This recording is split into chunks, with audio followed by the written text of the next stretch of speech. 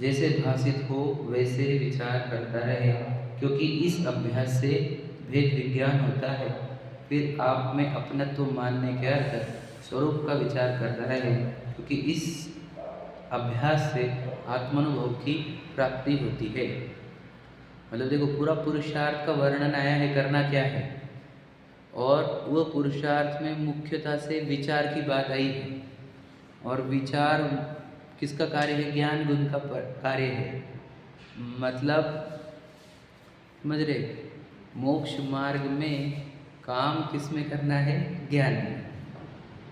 और ज्ञान में भी क्या काम करना है बोलो? उसको सही जगह लगाना है। मतलब बताओ, इतना सरल है। मतलब करना क्या है, समझ लो, सीधी सीधी बात है। ज्ञान को सही जगह लगाना, यही मोक्ष मार्ग और पुरुषार्थ है। जो कहा ना, पुरुषार्थ से मोक्ष की प्राप्ति। तो पुरुषार्थ क्या है? ज्ञान को सही जगह लगाना, बस यही पुरुषार्थ है। समझ रहे? और कोई दूसरा पुरुषार्थ नहीं है। ज्ञान को सही जगह लगाना मतलब पूजा करना, भक्ति करना, स्वाध्याय करना, है ना, जिनमानी पढ़ना, और फिर वो दीक्षा लेना हो, जंगल में जाना हो, ये सब बाह्य बाह्य कार्य है। जो जिसको ये अंदर वाला कार्य समझता नहीं, उसको बाहर के उपदेश दिए। हम आपको यहाँ मंदिर में आने को क्यों कहा बोलो भला? कि मंदिर जाया करो। काय के लिए था बोलो? ज्ञान का विषय संसारिक वस्तु हटकर, समझे कि नहीं, एक पूर्ण शुद्ध जीव यह ज्ञान का विषय बने। पूजन क्यों करने को बोला? ज्ञान का विषय एक पूर्ण शुद्ध जीव के गुण बने। स्वाध्याय करने को क्यों कहा? वही ज्ञान का विषय मूल वस्तु स्वरूप यह समझ में आए ज्ञान में, इसके लिए। उपवास करने को क्यों कहा? ज्ञान का पूरा कार्य आत्मा के लिए या आत्मा संबंधी विचारों के लिए समर्पित हो। समझे कि नहीं? काम तो एक ही चल रहा। देखो, जंगल में क्यों गए? वही ज्ञान को अपने संसार के सभी विचारों से निवृत्त करके अपने ज्ञान को आत्मा की ओर लगाने के लिए जंगल में गए ना। मतलब समझ रहे क्या? काम एक ही है ज्ञान को सही जगह लगाना। पुरुषार्थ इतना ही है। देव के पास भी उसी के लिए आए थे, ग्रंथ के पास, तत्वों के पास भी उसी के लिए आए थे। फिर ग्रंथ के बाद हम विचारों पर गए, विचारों से करते करते आत्मा के स्वरूप तक गए। और वर्ण भी देखो, आत्मानुभव। तो आत्मानुभव भी शब्द जो है अनुभव, वो भी ज्ञान ही करता है। बराबर है ना? अब देखो, आत्म ध्यान, सम्यक चारित्र मतलब क्या? ध्यान करता हुआ आत्मा, है ना। तो ध्यान एक्चुअल में क्या है पता है क्या? उपयोग की एक विषय पर निरंतरता, इसका नाम ही ध्यान है। क्या समझा? फिर से समझना। ध्यान मतलब होता क्या है? ज्ञान या उपयोग को ज्ञान ही कहता हूँ इसी कहने के लिए। ज्ञान जितने समय एक वस्तु पर स्थिर रहा, उसका नाम ही ध्यान है। और कुछ ध्यान अलग से है नहीं। सही है कि नहीं? तो पद्मासन से मुक्ति मिलेगी क्या? खड्गासन से। आप समझना, अगर पद्मासन रूल होता तो फिर खड्गासन वालों को नहीं मिलना चाहिए। समझेंगे क्या कह रहा हूँ? खड्गासन रूल होता तो पद्मासन वालों को नहीं। तो पद्मासन से भी मुक्ति नहीं है, खड्गासन से भी नहीं है।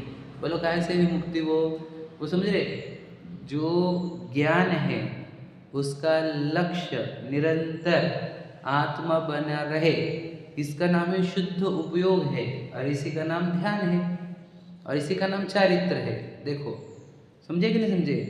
पूरा कार्य ज्ञान में ही है, चारित्र का कार्य भी ज्ञान में ही है। समझे कि नहीं? एकमात्र, मतलब सोचो, हमारे को हमारे आत्मा का पहचानने के लिए भी चिन्ह ज्ञान ही है। ज्ञान से ही आत्मा पहचाना जाता है। समझे क्या? देव लिखा क्या है मैं बताऊँ आपको। मतलब उपयोग लक्षण कहा, यह ज्ञान दर्शन लक्षण कहा आत्मा का। तो ज्ञान लक्षण इसलिए है क्योंकि ज्ञान पकड़ में आता है। देखो, हमने बोला सुन रहा है, समझ रहे कि नहीं आप? तो ज्ञान तो है। तो ज्ञान से ही आत्मा समझ में आता है। आत्मा का प्रधान गुण होता है ज्ञान। और हमने क्या कहा? मोक्ष मार्ग में सिर्फ एक ज्ञान गुण की ही जरूरत है। बता, श्रद्धा गुण के अंदर तुम कुछ भी काम नहीं कर सकते, और चारित्र गुण के अंदर भी काम करना नहीं है, आपको सिर्फ ज्ञान गुण के अंदर काम करना है। इतना सरल है। बता, मैं और बताओ, हमने बताया कल आपको कि जो अपने ज्ञान को विचार करो, स्पर्शन इंद्रिय के विषयों में लगाता है। एक तो फिर वो क्या है, आपको पता ही है सब कुछ। तो ज्ञान इसका हीन हुआ। क्यों? क्योंकि ये जानना बिनना छोड़कर स्पर्शन में ही आसक्त हो गए। बता, सबसे निचली जाति की बोलो इंद्रिया, सबसे निचली जाति की, जो इनको भी है पेड़ वगैरह को, जिससे बहुत कम ज्ञान होता है, उसका प्रयोग कर रहा है। वो भी जानने के लिए नहीं कि ठंडा है कि गर्म, अलग ही प्रकार की इच्छा। समझे क्या कह रहा हूँ मैं? सोचो, जानने के लिए भी अगर स्पर्श इंद्रियों का प्रयोग करता तो ठीक था। भोगों को क्यों बुरा बोला गया? क्योंकि वहाँ पर तो जानना बंद कर देता है इन्हीं इंद्रियों के माध्यम से, और वहाँ पर भी एक अलग ही इच्छा क्रिएट करके वो अपने ज्ञान को इतना मंद कर देता है। समझे क्या नहीं? तो ये जिस स्पर्श इंद्रिय के आकर्षण एक इंद्रिय बनाएंगे ना हमारे को, बताओ एक ही इंद्रिय पसंद है तुझे तो, समझ रहे? तुझे जब ज्ञान इतना ही विस्तार करना है, तुझे छिद्र से जाना है, स्पोर्स बॉडी पोर्स में से जाए और किसी का स्पर्श करे, इतना ही तुझे, ये तुझे ज्ञान, तो एक इंद्रिय ही बन जा। समझ रहे हैं ना?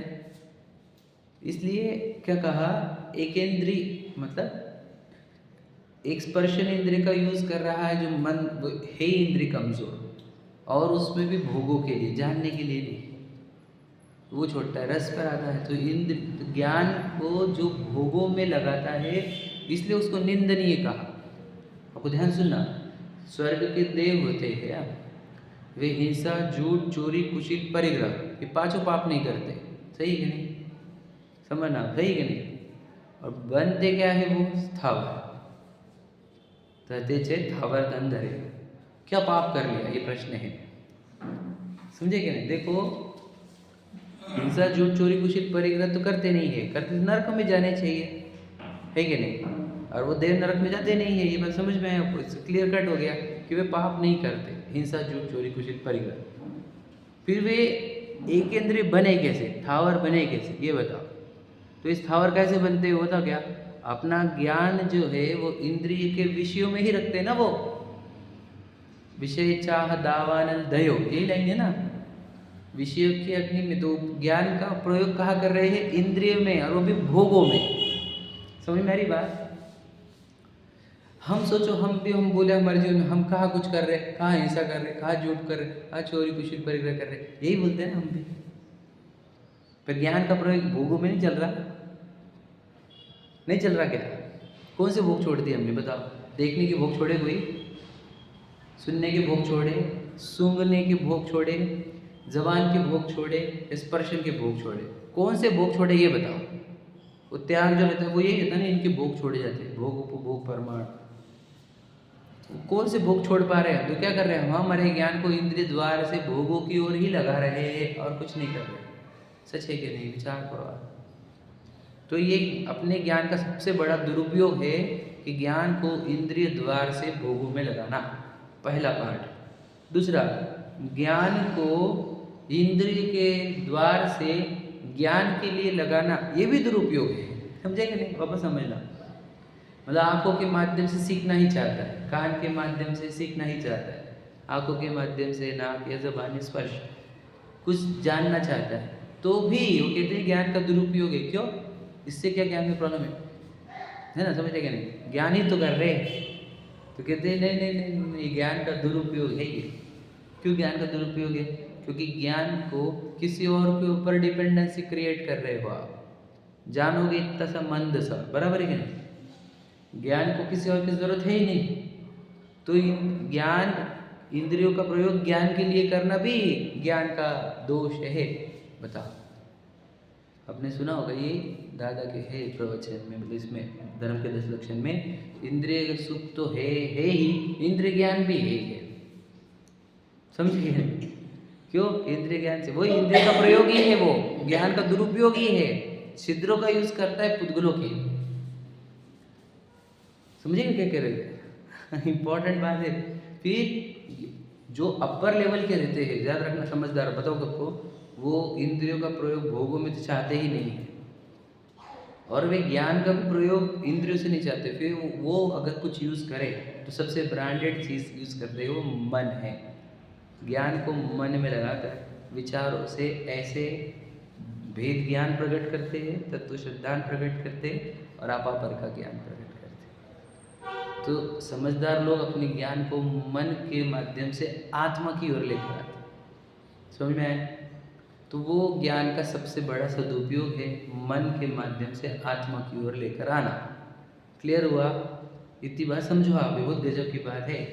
और यदि कोई और फिर हम अब वहाँ पे भी मन के विचारों में नहीं रुकेंगे, विचारों का अभाव होकर जिसका विचार किया जा रहा है वो आत्मा का अनुभव करता है।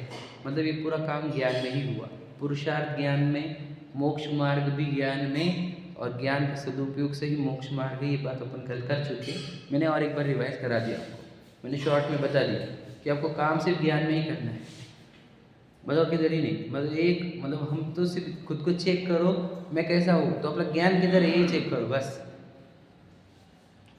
दिन भर हम बिजी है तो कहाँ बिजी है, अपने ज्ञान को ही कहीं लेकर गए हैं हम, वह ही बिजी है। तो अपना ज्ञान किधर जा रहा है ये विचार करो, समझे कि नहीं? भोगों में जा रहा है, ज्ञान के लिए जा रहा है, या हमारे को तो भ्रम में कुछ भी समझ में नहीं आता कि मैं भोगों के लिए जा रहा हूँ कि ज्ञान के लिए जा रहा हूँ। कुछ समझ में आता है? कुछ भी नहीं। इसको ही मोह बोलते हैं, जहाँ पे सावधानी का अभाव हो जाता है और मिथ्यापने की चर्या चलती है। ठीक है, समझ में आ गई बात? तो मूल बात ये है हमारी कि ज्ञान मतलब पुरुषार्थ से मोक्ष की प्राप्ति का अर्थ क्या है? ज्ञान को गलत जगह से उठाकर सही जगह लगाना, इतना ही पुरुषार्थ है बस। पुरुषार्थ का हम पूछते ना क्या पुरुषार्थ करना, पुरुषार्थ, तो पुरुषार्थ के नाम पर किसी को लगा नग्न होना पड़ेगा, है कि नहीं? पुरुषार्थ के नाम पर लगा आलू प्याज छोड़ने पड़ेंगे, पुरुषार्थ के नाम पर लगा नग्न पत्नी बच्चे गाड़ी छोड़नी पड़ेगी, किधर किसी को नग्न रहना पड़ेगा, जंगल में रहना पड़ेगा, तो यही पुरुषार्थ लगता कि नहीं? मतलब आत्मा अर्थ होता है। हाँ वो पता है मुझे, वो यहाँ अर्थ नहीं है। हम क्या कह रहे हैं यहाँ पर, हमारे को बोलना क्या है? पुरुषार्थ का अर्थ क्या है बताओ? कौन से गुण में पुरुषार्थ करना है? पुरुषार्थ कौन से गुण की पर्याय पता है आपको? वीर्य गुण की। तो वीर्य गुण की पुरुष पर्याय में काम करना है क्या? समझ में ध्यान से, वीर्य गुण की पर्याय में काम नहीं करना है, बोलो ज्ञान गुण की पर्याय में काम करना है। ज्ञान गुण को सही जगह लगाने में आपको वीर्य गुण की पर्याय प्रयोग करनी पड़ेगी। समझा कि नहीं समझा? नहीं समझा? अब देखो टेलीविजन मूवी चल रही है और शास्त्र यहाँ पर पढ़े हुए हैं, समझे? पढ़े हुए, हमसे बुरा मत लगना, शब्द वैसे ही हमारे शब्द शास्त्र है हमारे पास। जब मूवी जाने का ऑप्शन है, स्वाध्याय जाने का ऑप्शन है, तो जब हम अभी आप शक्ति लगती कि नहीं लगती, बोलो लगती कि नहीं? ये शक्ति देगी आपको वीर्य गुण के पर्याय। और अगर अपने जिनवानी चुनी तो हम इसको बोलेंगे पुरुषार्थ। हाँ, विवेक भी, विवेक ज्ञान का ही हुआ ना, तो ज्ञान में विवेक के लिए पुरुषार्थ ही आया ना, समझे कि नहीं? तो ज्ञान को सही विषय में डाइवर्ट करना यही पुरुषार्थ है। ये वीर्य गुण की पर्याय है, लेकिन धारण कौन करेगा? ज्ञान। मतलब वीर्य गुण की पर्याय किसको शक्ति दे, ये प्रश्न है ना, तो ज्ञान गुण को वो शक्ति दे सीखने के लिए और शक्ति दे ट्रांसफर होने के लिए। समझ में आया? तो अंदर जब विचार आते तब भी संसार के विचार आते, तब शुभ राग आ जाते, तो वहाँ से भी आत्म संबंधी विचार करने का पुरुषार्थ ही करना होता है। मुझे तो 12 साल मुनराज भगवान महावीर पुरुषार्थ कर रहे थे। क्या कर रहे थे बताओ? समझ रहे क्या? बार बार अपने उपयोग को अपनी आत्मा में लेकर आने का। तो ये पुरुषार्थ हाथ पैरों से नहीं दिखता है, समझ रहे कि नहीं समझ रहे? तो ये पुरुषार्थ देखो, आत्मा नाम की वस्तु है और आत्मा में ही पुरुषार्थ होगा कि नहीं? तो आत्मा में ही कौन से गुण है? वो ज्ञान गुण है, वीर्य गुण है, वही पुरुषार्थ करेंगे। आप समझ रहे कि नहीं? ये पूरा इंटरनल काम है, ये बाहर का कुछ नहीं। इसके अंदर बाहर दिखते हैं इम्प्लीकेशंस इसके, समझे कि नहीं? इसके फल बाहर दिखते हैं, इसके चित्र बाहर दिखते हैं, अंदर होता रहता है पुरुषार्थ का। हम क्या मुनराज भगवान महावीर पुरुषार्थ कर रहे हैं, मतलब ये हाथ पे हाथ धरे है, पीठ सीधी है, ये वाला पुरुषार्थ। आप समझे? ध्यान से सुन लेना, हमारे पुरुषार्थ की परिभाषा ऐसी ही है। हम क्योंकि हम खुद को देव मानते तो उनको भी देव मानते, तो उनको पुरुषार्थ क्या दिख रहा हमारे को कि देखो बैठे स्थिर, समझे कि नहीं? तो 2.5 दिन सयालनी खा रही थी, तो पुरुषार्थ चल रहा था कि नहीं चल रहा था? क्या चल रहा था पुरुषार्थ? उपयोग को उधर नहीं जाने देना, समझे कि नहीं? बच्चा रो रहा है, दुख रहा है, दुख रहा है, तो हम क्या बोलते हैं इसको? दूसरी तरफ ध्यान लगा, मतलब एग्जाम्पल है ना। तो जो उसने दूसरी तरफ ध्यान लगाया, वो पुरुषार्थ किया, तो इधर दुख न बंद हुआ कि नहीं? मुनराज भी वही काम करते हैं, समझे कि नहीं? उनको उपसर्ग दुखते क्यों नहीं? वो क्योंकि वो ध्यान जाने देते नहीं उधर, उपयोग जाने देते नहीं, ज्ञान को उधर जाने देते नहीं। समझ रहे कि नहीं समझ रहे? स्पष्टता हो जानी चाहिए। कितना सरल है, देखो एकदम इजी है। अपने ज्ञान को सही जगह लगाओ, बस इतना काम है, इतना ही है।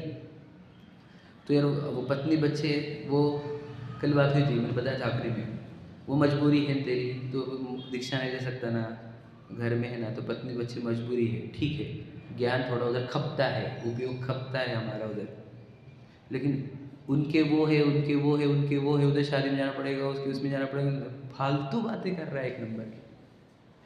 पार्टियाँ है, जाना पड़ता है, मतलब झूठी बात है ये ज्ञान का सबसे बड़ा दुरुपयोग है।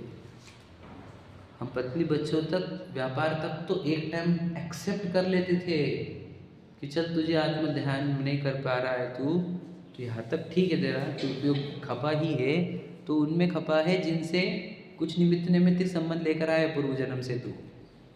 लेकिन वो चीज़ें जहाँ हमारा कोई संबंध नहीं है, उधर अपने उपयोग को लेकर जाना निरर्थक नहीं है, व्यर्थ नहीं है ज्ञान का, ये दुरुपयोग है। मैं आपको बताऊँ, मनुष्य होगा एक एक समय अनमोल है। मतलब क्या? समय मतलब क्या? घड़ी। आप समझना, मनुष्य जन्म में यानी मनुष्य शरीर के साथ पाया हुआ उपयोग, ज्ञान की एक एक पर्याय, मनुष्य भोग मतलब मनुष्य शरीर साथ में हो, उत्तर खुला हुआ ज्ञान हो, और वो ज्ञान का एक एक पर्याय बहुमूल्य है। समझे क्या भैया क्या बोला मैंने? एक ज्ञान की पर्याय हमारी कहीं और ना जाए, यही पुरुषार्थ है हमारा। वो एक तो आत्महित में लगे, और आत्महित में बाधा करने वाली आजीविका, उसको सही करने में लगे। क्या कहा, समझा क्या?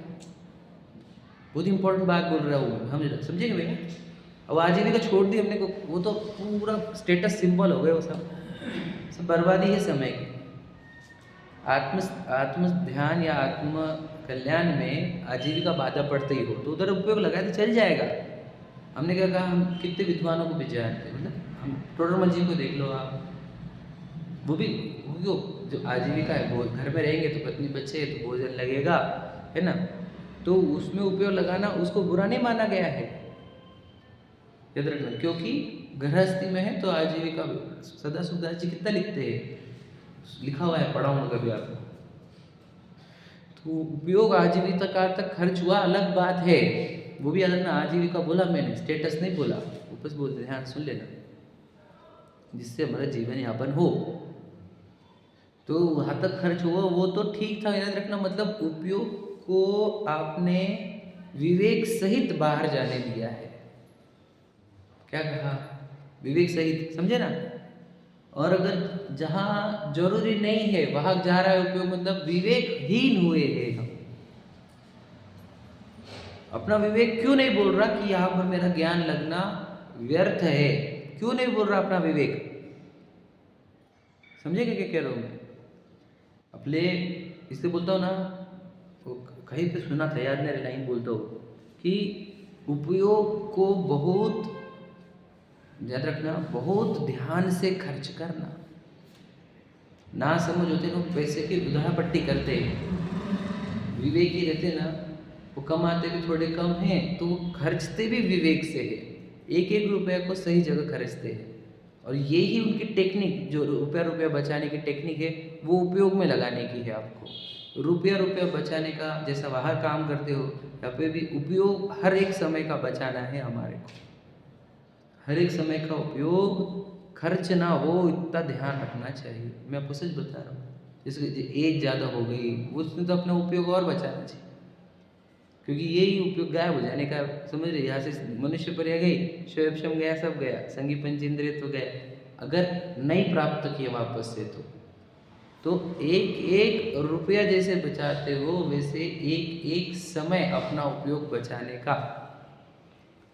किससे? विषयों से, कषायों से और संयोगों से, समझ रहे कि नहीं, भोगों से, इस सबसे अपने उपयोग को बचाओ। सात्विक बनता है उपयोग तो वो सब चीज़ों को सही देखना चालू कर देता है, बहुत गजब का काम हो जाता है। मैं तो वही बोलता हूँ ना कि उपयोग जहाँ बर्बाद हो वो चीज़ें पसंद ही नहीं है हमारे। क्या फ़ायदा उधर लगा के, समझ रहे कि नहीं, फ़ायदा क्या होगा, उपयोग बर्बाद होगा हमारा, उसमें इच्छाएं क्रिएट होगी, राग द्वेष क्रिएट होंगे, है ना, व्यर्थ कर्म बंधन होंगे, क्यों लगाए। तो बता दिया हमने, कंक्लूजन हो गया हमारा क्या, पुरुषार्थ होगा ज्ञान में, और ज्ञान को सही जगह लगाना यही पुरुषार्थ, और कुछ नहीं है पुरुषार्थ के नाम पर। तुम जो बोल रहे हो वो सब ज्ञान के प्रयोग ही है। मंदिर जाओ ये भी पुरुषार्थ है ना, स्वाध्याय करो ये भी ज्ञान को सही जगह लगाने वाला ही पुरुषार्थ है। और स्वाध्याय करेंगे सामयिक, प्रश्न यही है, बोलो।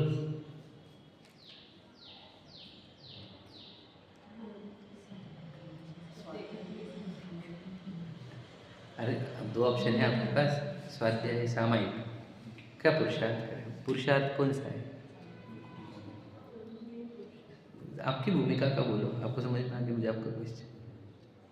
अगर आपके सामयिक नहीं होता है आपसे, स्वाध्याय करो, स्वाध्याय और सामयिक दोनों कर सकते हो तो दोनों करो, दोनों नहीं होते एक ही होता है, क्या करें फिर, सामयिक करो, उत्कृष्ट कार्य है। ये सुना है आपने, आपको पता है कालाचार सुना है आपने, कालाचार सुना है, सुना है क्या आपने, कुछ टाइम पे स्वाध्याय अलाउड नहीं ना, पता है आपको, संधि काल में, क्यों नहीं, वो सामयिक का टाइम है, सामयिक के टाइम पे स्वाध्याय भी अलाउड नहीं। विचार करो सामयिक को कितना महत्व है, क्या समझे आप, सबसे ऊंचा, क्या बोलते हैं उसको, वर्ड क्या है वो, रुक जाओ मेरे को वर्ड याद आ रहा, सबसे ऊंचा धर्म का कार्य, उसको वर्ड है एक, उद्यम कुछ तो वैसा वर्ड है, वो है सामयिक, सबसे ऊंचा।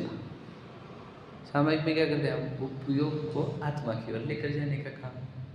तो सोचो स्वाध्याय और सामयिक में भी हमारे को उपयोग, याद रखना, स्वाध्याय में भी कम से कम उपयोग लगे, सामयिक में ज़्यादा देर उपयोग लगे। मैंने आपको बताया था 2 लाइन सचिन जी से सुनी गली, स्वाध्याय बिना सामयिक संभव नहीं, और सामयिक बिना स्वाध्याय सार्थक नहीं।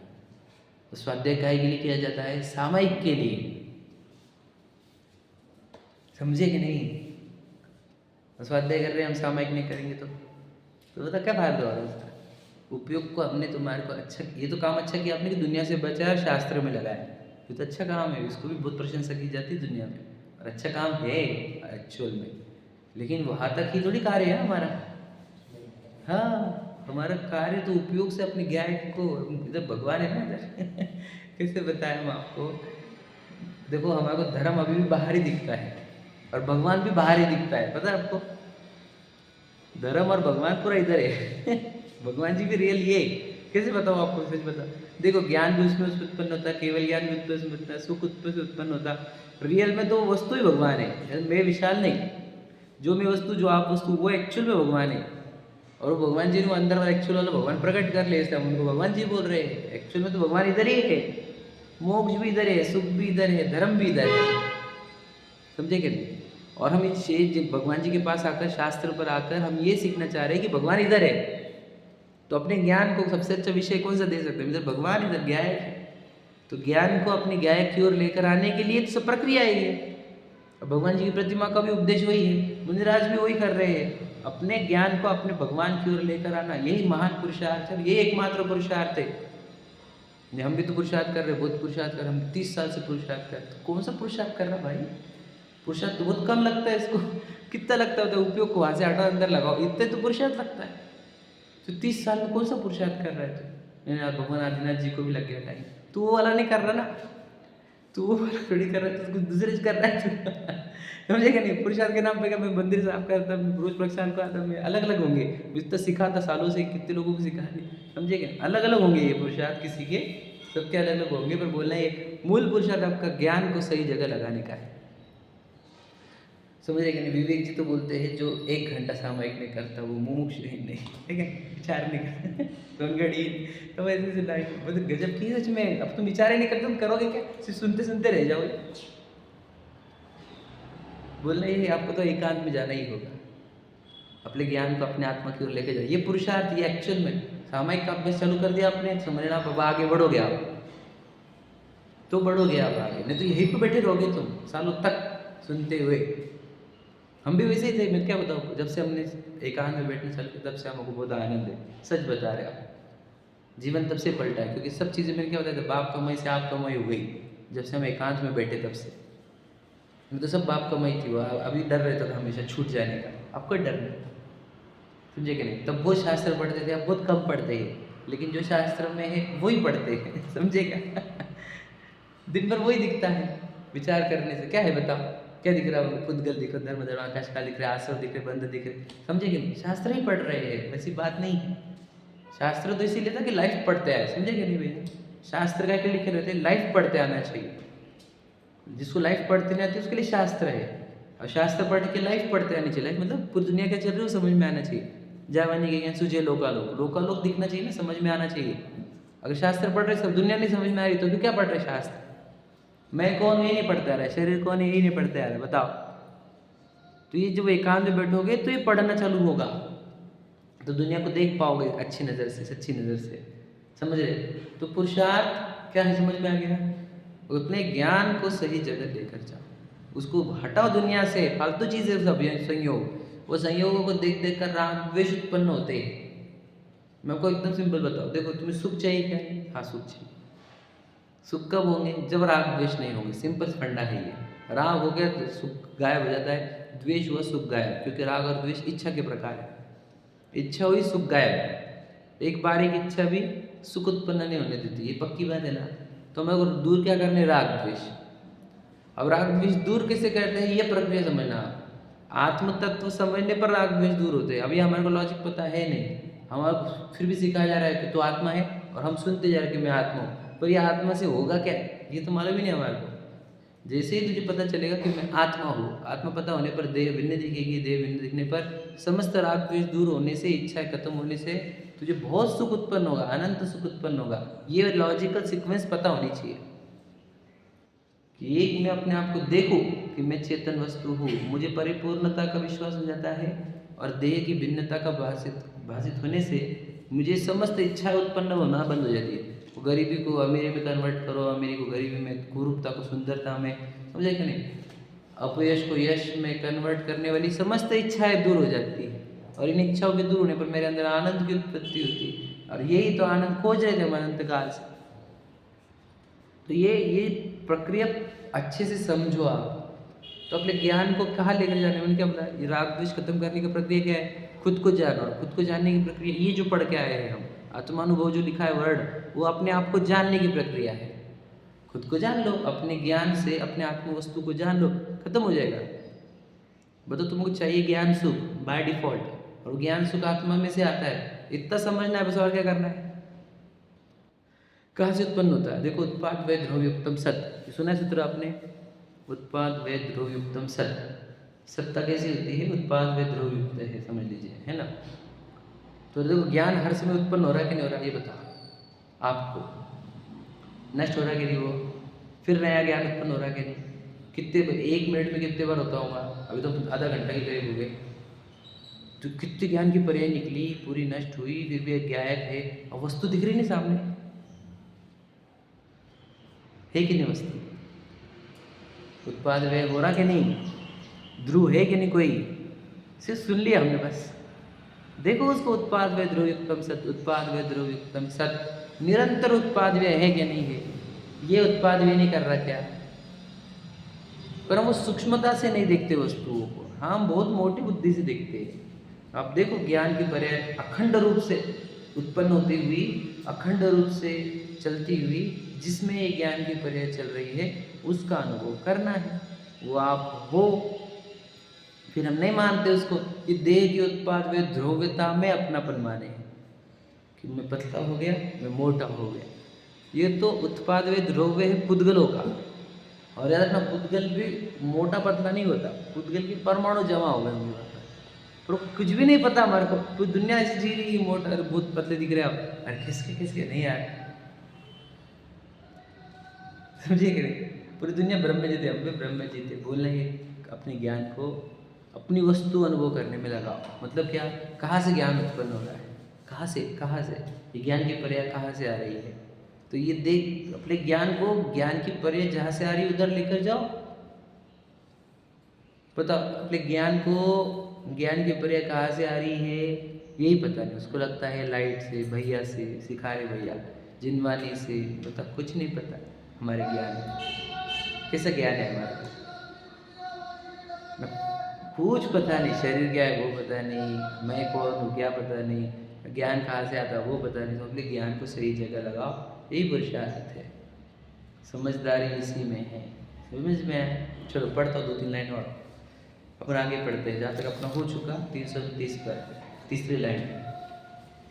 इस प्रकार अनुक्रम से इनको अंगीकार करके फिर इन्हीं में, देखो क्या लिखा है, कभी देवादिक के विचार में, कभी तत्व विचार में, कभी अपापर के विचार में, कभी आत्म विचार में उपयोग को लगाए। देखो वही जो मैं बोल रहा था वही है इसके उपयोग। अब पढ़ देने के शास्त्र स्वाद देने करते ये विचार में है ना हम, समझे क्या नहीं। तो कभी इसके विचार आते हैं 7 तत्वों के, समझ में, कभी देवादिक के विचार आते हैं, लिखा है ना, कभी तत्व विचार होते हैं, कभी अपापर का विचार होता है, कभी आत्म विचार होता है कि अपन तो एक है, ध्रुव शुद्ध चैतन्य, समझे क्या नहीं। ऐसे विचारों में लगाते रहता है उपयोग को, समझे। देखो उपयोग घूमा तो कहा तो घूम, यहाँ तक घूम बस, समझे कि नहीं।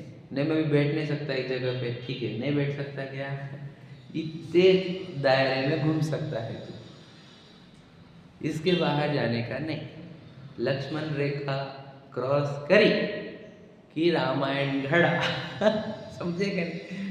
फिर बोलना मत रावण आ गया, रावण आ गया मत बोल, तू दायरा क्रॉस मत कर, समझ रहे क्या नहीं।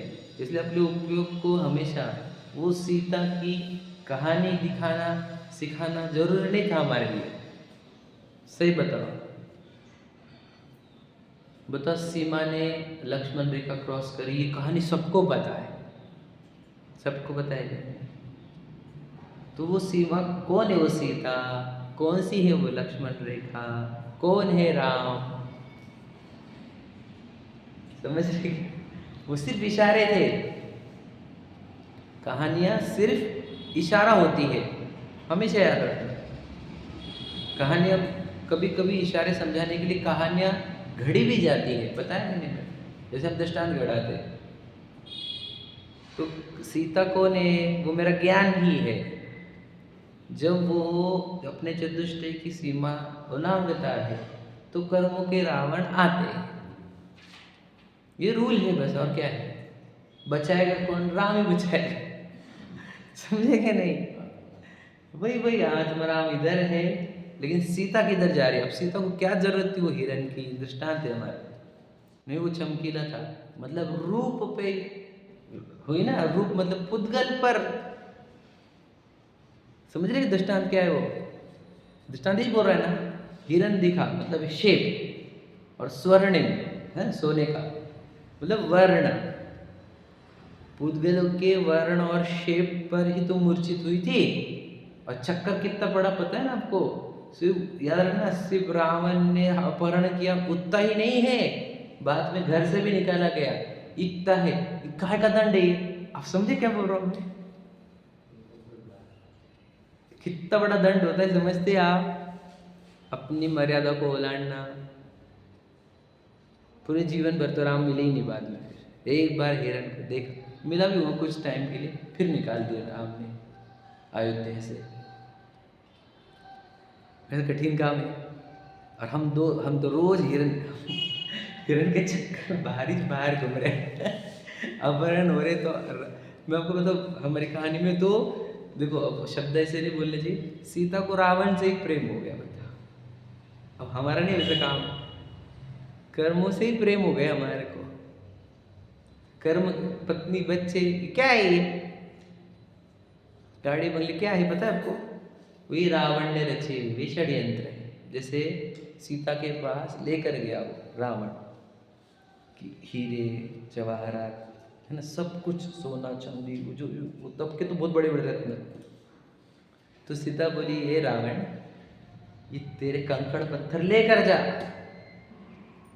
मेरा हीरा तो राम है, तेरे कंकड़ पत्थर की से तू मुझे रिझाएगा। ऐसी सीता थी, समझ में है क्या? एक्चुअली सीता मैया, सीता को इतना रिस्पेक्ट दुनिया में है क्योंकि सीता कभी वो उस चक्कर में पड़ी ही नहीं, उनको तो एक राम दिखते थे बस, समझे ना? तो बस यही कहना हमारे को कि ये कर्म दे क्या रहे हैं, बताओ हमारे को, कंकड़ पत्थर ही तो दे रहे हैं, हाँ या नहीं? पर हम कंकड़ पत्थर में क्यों रिझ गए, ये बोलना है मुझे। क्यों राम याद नहीं आता हमारे को? राम से इतना बैर क्यों, या राम का इतना तिरस्कार क्यों? कंकड़ पत्थर ही चाहिए थे तुझे, तो हमारे पास कम थे।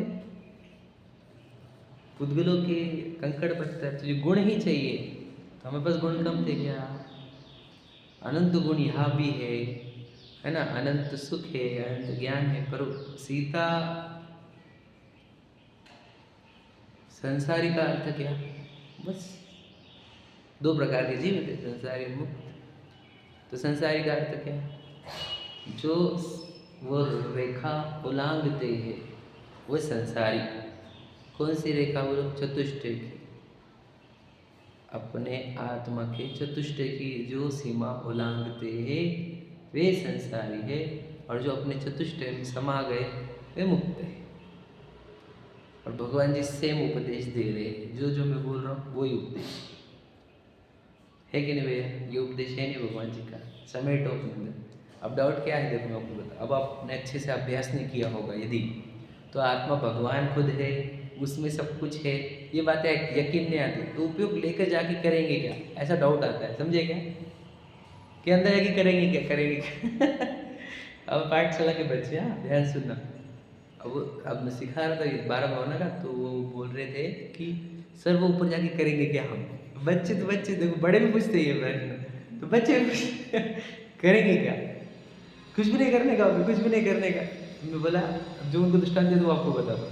बोले एक राजमहल है, तो राजमहल में जो कर्मचारी है वो दिन भर काम करता है साफ सफाई के, वो बाबा चिरता दिन भर आइटम बनाते रहता है, वो सेवक दिन भर हवा देते रहता है, समझे कि नहीं? रानी है, वो भी राजा की सेवा में लगी। राजा करता क्या, ये बताओ? राजा बैठे रहते, मतलब राजा बनना है जाके अपने को, कुछ करने के नहीं सर, कुछ तो भी करना पड़ेगा ना, ऐसा करे बिना कैसे होता है? मैं बोलते को पता है कि फैक्ट्री में सबसे ज़्यादा काम करता है लेबर, और सबसे कम सैलरी रहती है उसको, है कि नहीं? और CEO रहता है, सबसे कम काम करता है, सबसे ज़्यादा पेमेंट रहती है उसको, समझे क्या नहीं? तो जिसको ज्ञान ज़्यादा, उसको काम कम करना पड़ता है, और उसको खुशी भी ज़्यादा रहती है। तो बस वही एग्जाम्पल है। तो मुझे बोलना ये, हमारे को भी समझ में ही नहीं आए, हम तो वही लेबर क्लास, कभी राजा बोलकर जीना चाहते ही नहीं है हम बोले और कैसे करेंगे नहीं, तो वही मुझे बता, करोड़ों रुपए कमा करके, बंगले कमा करके तू करना क्या चाहते हो बता? एंड में शांति से बैठे, हम यही चाहते हैं, है कि नहीं? निवांत बसु, है कि नहीं? मराठी में, हिंदी में क्या बोलेंगे? चैन से बैठने के लिए, चैन से बैठने कोई तो बोल रहे हैं, पैसे की भी जरूरत नहीं उसके अंदर। बहुत पैसे कमा के तू क्या करेगा भाई बता? शांति से बैठेगा ना। वो चाहता क्या है, जब मैं बैठूं ना तो पैसे की चिंता ना आए मुझे, यही बोल रहा है ना तू? इतने पैसे हो कि पैसे की चिंता ना आए। हम वही कह रहे थे, यही काम हम तुझे से कराएंगे, वो बिना पैसे के होंगे। तो चैन से बैठने के लिए इतना आरंभ क्यों, इतना प्रपंच क्यों? अपनी वस्तु को पहचानो और अपनी वस्तु में चैन से बैठो, समझे कि नहीं? इसलिए कह रहे शॉर्ट में क्या है कि घूम घूम के अपना ज्ञान घूमे, तो इन 4 चीज़ों में घूमे। सीता जैसे वो ओलांगे नहीं, वो नहीं तो रामायण शुरू हो जाती है, समझे कि नहीं? आज तक वो अनादि की रामायण विस्तार रहने हमारे से, हम और घूम रहे बाहर समझे कि नहीं? आज जितने दंड हो रहे वो पुराने घूमने की वजह से, और आज भी हम घूम रहे हैं, समझे कि नहीं? सीता को लंका पसंद आई कि नहीं? सोने की लंका बोलते, सोने की लंका कहने का भी लॉजिक यही है वो, कि इतनी भारी थी वो लंका, पर सीता को बिल्कुल पसंद नहीं आई। समझे क्या? तो यहाँ पर भी कितना भी पुण्य का उदय है, सोने का महल हो तुम्हारा, बहुत सोना रखा हो, ईंटें रखी हुई हो, लेकिन सीता को पसंद नहीं आनी चाहिए। सीता को पसंद आना चाहिए राम। हाँ या नहीं? तीर्थंकरों के भी घर में था कि नहीं, सोने की महल में सब थे ना उनके भी। और ऋषभ देव तो क्या कितने अमीर होंगे, विचार करो, जितना सभी थे वो सब राजघराने के थे। फिर उनको कौन पसंद आया? राम पसंद आया। अब हम क्यों नहीं समझ रहे बात को? मैं बोलता मर्यादा मत क्रॉस करो, मर्यादा तोड़ोगे, देखो याद रखना, मर्यादा टूटने पर रामायण ही घटती है। और पूरे तीर्थंकर, समस्त मुनिराज, शिखर जी हो आदि, जो भी आप समझते जा रहे, वो सब इशारा कर रहे हैं इधर जाओ, और है इधर ही, और कहीं नहीं है। देखो मैं सिर्फ थोप नहीं रहा हूँ, आप मुझे साइंटिफिकली पूछो, मैं साइंटिफिकली बता सकता हूँ, अंदर मिलेगा सब कुछ। क्योंकि तुम्हारे जो ज्ञान उत्पन्न करना है, ज्ञान चाहिए तुम्हारे को, वो भी आत्मा ही उत्पन्न करता है। और तुम जो सुख चाहते हो, वो सुख भी आत्मा ही उत्पन्न करता है। जो दोनों चीज़ें उत्पन्न करने वाला अंदर है, बाहर क्यों भटक रहे हैं? आज तक पता नहीं था, वस्तु पता नहीं थी, अलग बात है, अब तो सीख लिया ना आपने। मैंने बताया ना, नमक के डली में से नमक खारापन अखंड चलता है, समझे क्या नहीं? नमक की डली में से खारापन कब चलता है? निरंतर। पेट में गया तो भी, समझे क्या नहीं? तो सो जो जब जो वस्तु में जो होता है उसमें से वो निकलता है और अखंड निकलता है, तो ज्ञान भी आत्मा में से ही निकलता है, सुख भी आत्मा में से ही निकलता है। ये बात हमारे को साइंटिफिकली विज्ञान के आधार पर कह रहे, विज्ञान, ये विज्ञान है, वस्तु का विज्ञान, साइंस से बोल रहे हैं। सोचो, जब साइंस वर्ड नहीं था तब उन्होंने विज्ञान सिखाया हमारे तीर्थंकरों ने। क्या बताऊँ मैं आपको, आचार्य कुंद 2000 वर्ष पहले, सोचो क्या था, कैलकुलेटर भी नहीं था। 50-100 साल पहले कैलकुलेटर्स, 200 साल पढ़ रहा हूँ, तब ये इतने ज़बरदस्त विज्ञान सिखाया गया हमारे को।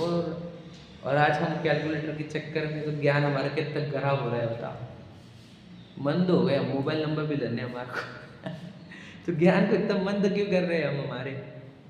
तो इसको 4 जगह घूमने को बताया, फिर से पढ़ो। इस प्रकार अनुक्रम से इनको अंगीकार करके, पहले तो क्रम से, वर्ड के क्रम से अलग, फिर वापस इन्हीं में वापस गया है, इन्हीं में। मतलब आप बोलोगे हमारा तो हो गया, हमारा तो हो गया, ऐसा नहीं है, अभी भी ज्ञान भटकेगा तुम्हारा। क्योंकि ज्ञान, देखो मैं आपको बताया था ना, देखो वापस ध्यान सुनना, उपयोग आत्मा में गया, हाँ खत्म करना है मुझे, उपयोग आत्मा में गया तो वहाँ पर बैठ जाएगा क्या? तुरंत बैठता नहीं वो, उसको आधा दिन चंचलता की आदत उसको अनादि की है, समझे कि नहीं? वो आदत लगने में भगवान महावीर को 12 साल लग गया, जो 1000 साल लग गया, समझ लेना। तो जिसकी आयु जैसी रहती उतना रहता है उसका चंचलता। तो उपयोग डायरेक्ट रमेगा नहीं आत्मा में, तो क्या बाहर आएगा? बाहर आएगा तो बाहर तो आने वाला है कि नहीं? भगवान जी का भी आ जाता था ना, मुनिराजों का, मतलब जो तीर्थंकर बने उन मुनिराजों का भी जब आता था बाहर उपयोग, तभी तो आहार के लिए भी जाते थे, है कि नहीं? तो उपयोग तो बाहर आएगा, तो उपयोग को कहाँ रखेंगे, ये है उत्तर उसका। तो उपयोग को क्या जानने को लगाएंगे? तो उसको देखो, उपयोग को क्या विषय दोगे तुम? सीधी सीधी बात है, इंद्रिय का विषय तो हम देंगे नहीं उसको, क्लियर कट ही। आपको बताओ, मुनिराज जब आहार लेकर आते हैं तो मैंने बताई थी बात, आचार्य को बोलते हैं कि हमने आज रस लिया भोजन का, प्रायश्चित करो। उपयोग तुम्हारे को रस लेने के लिए नहीं है। 2 दिन आहार नहीं करोगे तुम, 3 दिन आहार नहीं करोगे, 10 दिन आहार नहीं करोगे, क्योंकि उपयोग को कहाँ लगा तुमने? रस लेने में। उस समय उपयोग, जब आहार की विधि चल रही होगी, उस समय उपयोग पूरा तत्व चिंतन कर सकता था कि पुद्गल को ग्रहण कर रहा है, समझे कि नहीं? वो छोड़कर कौन सा रस है इसमें उपयोग क्यों जाने दिया तुमने? मीठा है कि खारा है, क्यों जाने दिया? टोडरमल जी को 6 महीने तक समझ में नहीं आया, है ना, नमक नहीं है। मुनिराज को कभी समझ में नहीं आता। विचार करो, मतलब मेन बात कर रहा हूँ मैं, सब मुख्यता से बात कर रहा हूँ, क्योंकि उनका उपयोग उधर वो समय जब आहार ग्रहण होता है तो ये रसना इंद्रिय, उपयोग को रसना इंद्रिय से रस कौन सा है जानने में उपयोग नहीं लगाते हुए, पुद्गल है, पुद्गल के ऊपर रखा हुआ है, पुद्गल पुद्गल में जा रहा है, ताकि मैं अपने उपयोग को आत्मा में लगा सकूं। वो ग्रास निकलने के पहले भी आत्मानुभव कर लेते हैं। ये विचार करो क्या कह रहा हूं मैं। जब वो इधर रखा हुआ ग्रास और निगलने तक के बीच में आत्मानुभव कर रहे हैं, तो बीच में चलता क्या होगा बोलो? विचार ही। समझे क्या भैया? तो वहां पर अगर रस लेने में चले जाए तो फिर वो वापस आत्मानुभव नहीं होगा ना वापस से। समझे कि नहीं समझे? बात समझे क्या? समझ में आ रही बात? उपयोग अगर रस लेने में चला गया तो विचार ही बंद हो गए, विचार ही बंद हो गए तो अनुभव भी बंद होगा। तो इतना भी नहीं जाने देना चाहते। अगर चले गए तो अपराध समझते हैं। अपराध समझने पर आचार्य के सामने अपना अपराध प्रकट करते हैं और आचार्य उसके लिए उनको दंडित करते हैं, ताकि क्योंकि तू भी आया क्या के लिए था? मुक्त होने के लिए। तो बेटा तुझे ये सब बातें बंद करनी पड़ेगी। और वो भी समझता है मैं मुक्त होने के लिए आया था, मैं अभी भी रस ले रहा हूँ, ये क्या चल रहा है मेरा? समझे कि नहीं? सोचो किसी महान जिन धर्म में हमारे को मिल गया। कौन आचार्य, कैसे मिजाज, कैसे धर्म है, ये बहुत गजब का। समझे क्या नहीं? और भाग्य से मिल गया। हमारे को बोलना ये है कि वो मनराज भी करते क्या है? तत्व चिंतन यही है ना। इसलिए वो कोई लोग को पूछे कि हमारा बताओ ना कुछ तो भी क्या बोलेंगे वो? एक तो कभी ऐसे जीव थे ही नहीं। ये तो सब 50 साल 100 साल की कमाल है हमारी, कि जो मुनराज के पास जाके पूछे कि मैं बताओ क्या होगा। समझे क्या नहीं? पहले तो ऐसे जीव थे ही नहीं, पहली बात। दूसरी बात, मुनराज कब बोलेंगे, कह कब बोलेंगे? सांसारिक बातें बोलेंगे वो तो शुरुआत करेंगे तू भगवान है, हम स्वयं भगवान है, वस्तु हम भगवान है। ये सब मिट्टी के आकार है पुद्गलों की। तू जो दिख रहा है तुझे मैं है, मुझे जो दिख रहा है तू, अब मिट्टी है, तू भगवान है स्वयं। ये उपदेश देंगे उसको। तो भगवान ने बोले बताइए क्या को देखेंगे वो? इसमें क्या है बताओ? पुद्गल। और वो भी जो आने वाला है वो भी पुद्गल। उसमें क्या सेंस है? तो कहना क्या है समझ में आया? ये जिन धर्म महान है, मुनिराज सिर्फ आत्मा का चिंतन करते। सोचो मैंने क्या बताया आपको? वो आहार में कौन सा रस आया वहां तक अपने उपयोग को नहीं जाने देते। विचार को वहां तक भी उपयोग को जाने देते नहीं। रस कौन सा आया मैं आपको बताऊं? ठंडी लग रही, ठंडी लग रही, वहां तक भी उपयोग जाने देते नहीं वे। गर्मी लग रही, गर्मी लग रही, तक भी उपयोग नहीं जाने देते। ये विचार करो मैं क्या बोल रहा हूँ। क्योंकि जब जब उनका उपयोग उसमें जाएगा, विचार करो ठंड में, गर्मी में, है ना, तो उपयोग फिर वापस तत्व चिंतन से च्युत होने से मलिन हो गया, मोहित हो गया, ऐसा मानते हैं वे। तो वे उपयोग को तत्व चिंतन में रखते हैं, तुरंत आत्मानुभव, तत्व चिंतन फिर आत्मानुभव। तो तत्व चिंतन की भूमिका में ही आत्मानुभव टिका रहेगा। तत्व चिंतन की भूमिका गई तो आत्मानुभव भी रिपीट होने में बहुत बाधा आएगी। समझे क्या? इसलिए मुनिराज अपने आप को ऐसे बनाए रखते हैं, दुनिया से कटछट, और संग भी किनका? वो जो सभी आत्मा के कल्याण के लिए निकले हैं उनको ही। उनमें से एक भी आत्मा कल्याण को छोड़ना लग गया तो आउट कर देते उसको। चलो संग के बाहर, उधर जाके खड़े हो। फिर सबको समझ में भी आए, देखो जो आत्मानुभव का कार्य छोड़ेगा उसको ऐसी पनिशमेंट है। तुम आए हो आत्म कल्याण के लिए, आत्म कल्याण करो, आत्मानुभव करो, आत्मलीनता करो। समझ रहे? वो संग था जिन चंद्र जी का, और वो उनकी आयु हो गई तो किसको आचार्य बने? तो बोले आचार्य कुंद कुंद से महान कौन हो यहाँ पर इस धरती पर? तो क्यों आचार्य कुंद कुंद मतलब सब आचार्य नहीं हुई थी। कुंद कुंद से महान कौन है? पद्म पद्मनंदी से महान कौन है? तो सोचो क्या करते होंगे वे आत्मा का ध्यान इतना करते होंगे कि उनके आचार्य के और संघ के लोग भी देखते होंगे कि आत्मा से बाहर ही नहीं आते, अरे कुछ भी रस नहीं इनको। 11वें साल में दीक्षा ली हुई थी। तो जिन चंद्र जी ने बनाया आचार्य कुंद कुंद को आचार्य पद दिया। तो सोचो उस पूरा की पूरा संघ कितने हजारों का, सबके सब काय में लगे हुए, आत्मा का अनुभव करने में लगे। समझ रहे? ये तो मुझे अब पूरा स्टार्ट से एंड तक पूरा बताना पड़ता है आपको कि आपको समझ में आए हम जो बोल रहे हैं वो ये धर्म है वो। और ये लाइन भी बताया मैंने आपको, देखो फिर से पढ़ लो, 2 लाइन खत्म कर लो। इस प्रकार अनुक्रम से इसको अंगीकार करके फिर इन्हें में कभी देवादिक के विचार में, कभी तत्व विचार में, कभी आप अपर के विचार में, कभी आत्म विचार में उपयोग को लगाए। ऐसे अभ्यास से दर्शन मोह मंद होता जाए तब कदाचित सच्चे सम्यक दर्शन की प्राप्ति होती है। हो गया। अब बहुत कुछ बोला जा सकता है, वो अपन कल बोलेंगे, ठीक है। सहजानंदी शुद्ध स्व